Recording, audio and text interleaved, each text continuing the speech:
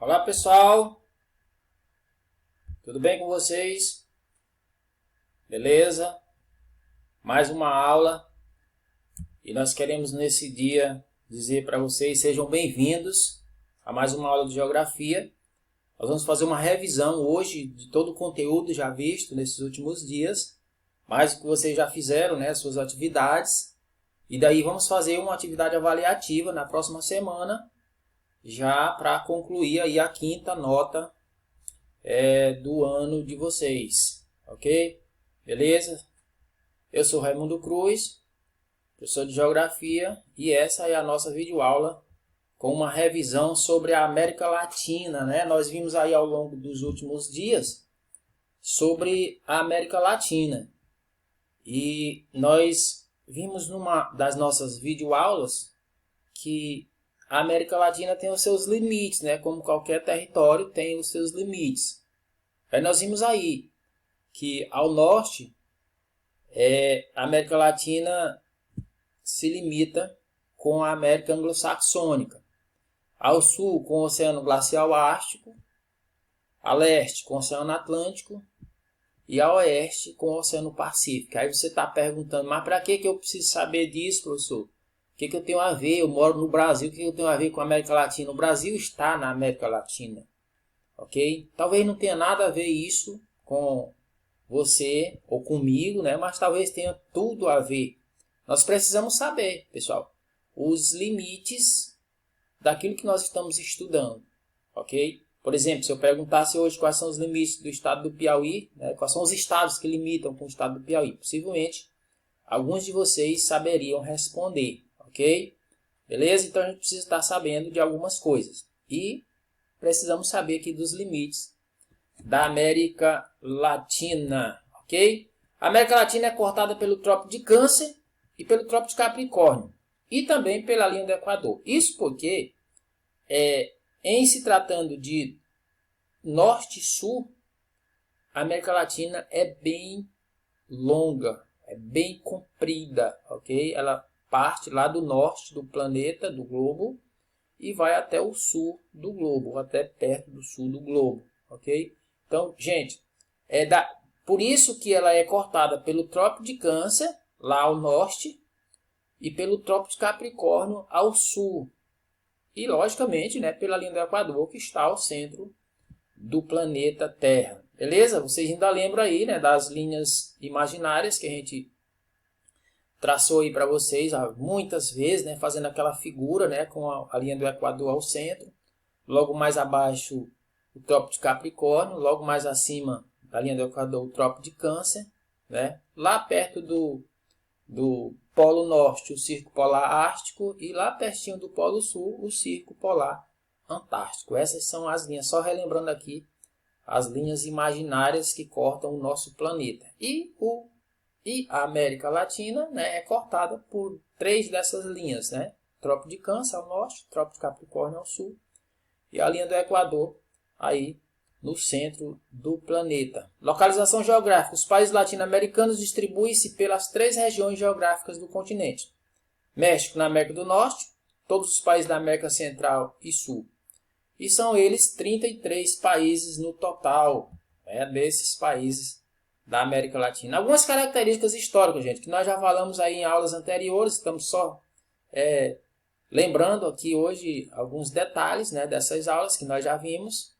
E aí estão algumas características históricas, culturais e econômicas na América Latina. Olha só, países que sofreram colonização de exploração. A maioria desses países da América Latina, eles sofreram a intervenção, né, de povos de outros países, originários de outros países, principalmente da Europa, ok? E que foram explorados, literalmente, por esses povos, né, na colonização. Foi implantado especificamente em alguns países a colonização de exploração, aquela que, nós vamos ver daqui a pouquinho, mas é aquela que realmente só suga, né, dos países aquilo que eles têm de bom e levam para os seus países de origem, no caso, o caso nosso aqui, Portugal, beleza? Colonizados por povos de língua latina, língua espanhola, o português e o francês. Foram esses povos, né, com essas línguas que colonizaram a maioria dos países da América Latina. Uma característica, pessoal, desses países também da América Latina é que eles têm baixos índices socioeconômicos, ou seja, são países com populações muito pobres, alguns deles sobrevivendo basicamente da agricultura.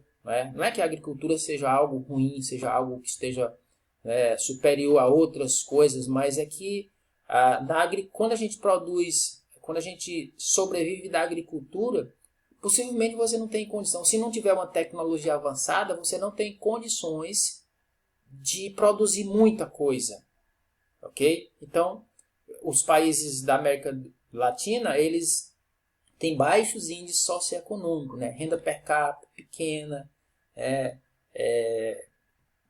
uma boa parte da população analfabeta, ok?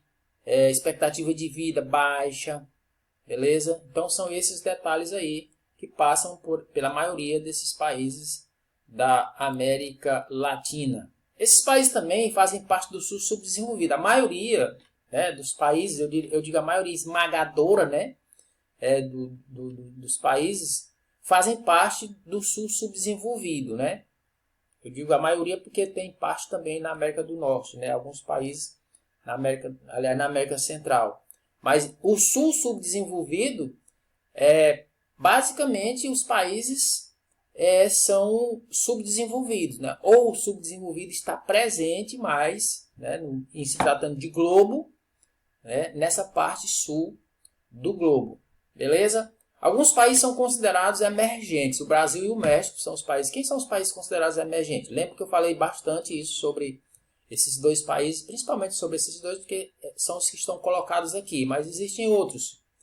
Mas são países que nem são totalmente subdesenvolvidos e ainda não são desenvolvidos. São países que estão aí, né, digamos assim, numa transição. Eu espero que seja próxima, que termine já essa transição e que Brasil e México, né, possam se tornarem aí países desenvolvidos. Tá muito difícil, né, pessoal, com essa situação, porque nós estamos passando agora, o mundo todo, né, sofre por conta desse problema que surgiu no mundo, né, todo mundo sabe do que a gente está falando aqui.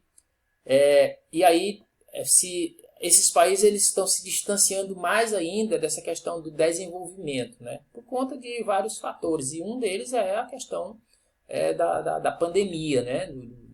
Situação por que passa o mundo. Então o Brasil, que era um dos países que estava aqui em transição para se desenvolver, possivelmente vai dar uma estagnada aí, né? Vai ficar em stand-by aí por alguns dias, né? Eu espero que poucos dias, para poder retomar, né, a sua produção normal e o emprego, essas coisas todas que fazem com que um país seja conhecido como país desenvolvido. Beleza? Relevo da porção oeste. Como é o relevo da porção oeste da América Latina? Dobramentos modernos, quase não sai. Relevo formado por processos tectônicos, ou seja, são dobramentos modernos, gente, mas olha esse moderno que a gente está falando, não é coisa recente de 1 ano, de 2 anos, de 3 anos, é coisa de milhões de anos, né? Está chamando dobramentos modernos, né? Mas e a gente imagina assim, são recentes, né? Não são recentes, são de milhões de anos atrás. A hidrografia se destacam as bacias dos rios Orinoco, né? Do rio Amazonas, e a bacia Platina. A bacia do Orinoco, 1 milhão de quilômetros quadrados, estende-se pela Venezuela e Colômbia, ok?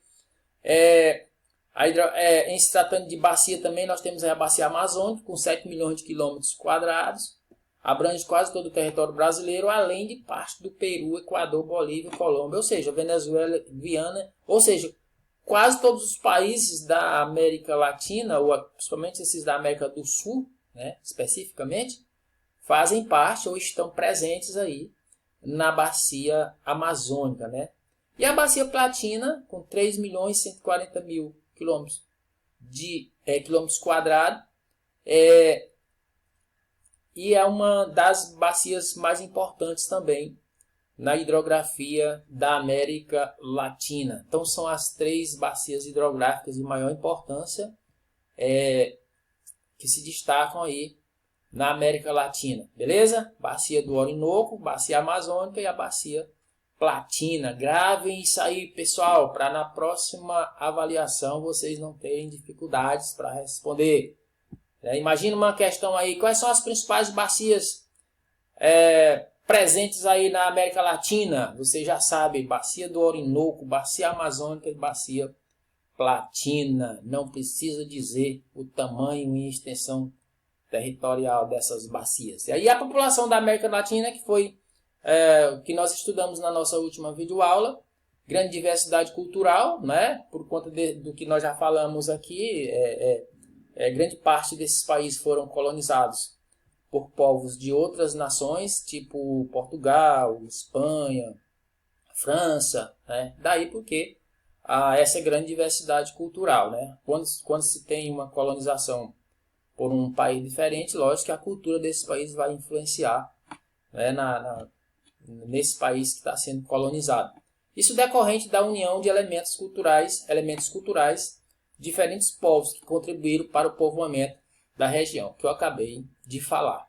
Povoamento e colonização. Quando os europeus chegaram à América, né, o continente não era desabitado, já havia população nativa, né, nesses lugares, principalmente na América Central, na América do Sul também, mas na América Central, que são as 2 Américas que formam a América Latina.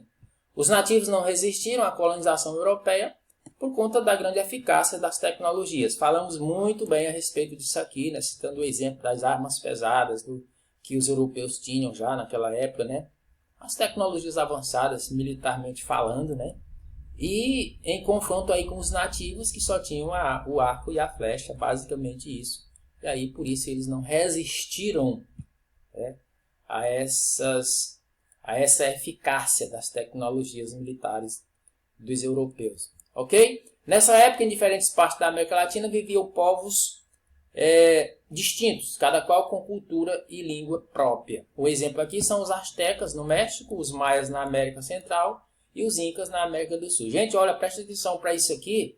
Para esses povos, né, que foram aqui os povos que já habitavam esses lugares aí, né, quando da chegada de outros povos, os astecas, os maias e os incas, são povos pré-colombianos, né, que já habitavam aí esses lugares, esses países aí na América Latina. E aí eu coloquei aqui esse mapinha para vocês terem uma noção, coloquei isso numa videoaula nossa já anterior a essa, para falar aqui dessas civilizações que já habitavam aí a América Latina logo aí na colonização, ok? América Latina, provável distribuição dos povos pré-colombianos. Aí está o Aruaque, o Caraíba, Tupi também na América, aí na América do Sul, né?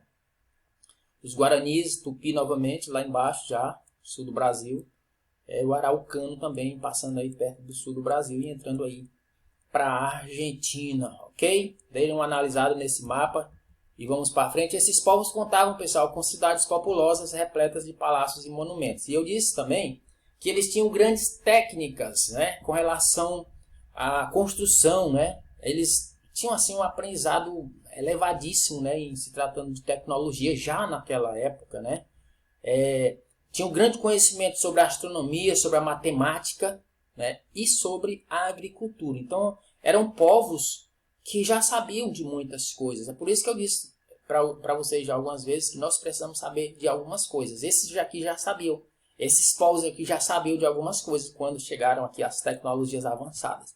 E eles contribuíram, mas receberam também conhecimentos, lógico, né?